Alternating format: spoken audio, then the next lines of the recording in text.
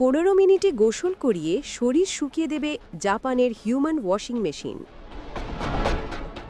বাথটাবে ঢোকা বা শাওয়ারের নিচে দাঁড়িয়ে থাকার কথা এবার ভুলে গিয়ে এবার প্রস্তুত হন নিজেকে ওয়াশিং মেশিনে ঢোকানোর জন্য।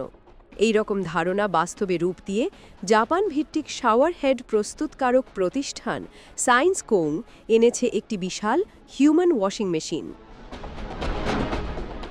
জাপানি সংবাদপত্র আসাহি শিম্বুনের এক প্রতিবেদন অনুসারে 2025 সালের এপ্রিলে শুরু ওসাকা কানসাই এক্সপোতে এটি প্রথম প্রদর্শিত হয়।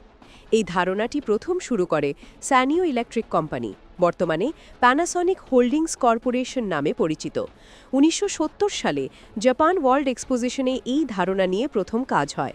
বর্তমানে সায়েন্স কোংয়ের কোম্পানিটি অত্যাধুনিক প্রযুক্তির সাহায্যে বাণিজ্যিক প্রতিবেদন অনুসারে হিউম্যান ওয়াশিং মেশিনে প্রতিদিন 7 থেকে 8 জন ব্যক্তি 15 মিনিটের মধ্যে শরীর ধোয়া এবং শুকনো চক্রটি উপভোগ করতে পারবেন।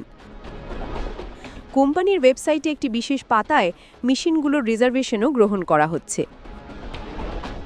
নতুন নকশাটি দেখতে জেট ফাইটার ককপিটের মতো। এর পিছনের দিকে একটি স্বচ্ছ কভার খোলা থাকে। ব্যবহারকারীরা একটি আসনে বসার পর ডিভাইসটি আংশিকভাবে গরম জলে ভরে যায়। নিরাপদ এবং আরামদায়ক তাপমাত্রা নিশ্চিত করার জন্যও সেন্সর আছে, যেগুলি দেহের গুরুত্বপূর্ণ লক্ষণগুলি পরিমাপ করে।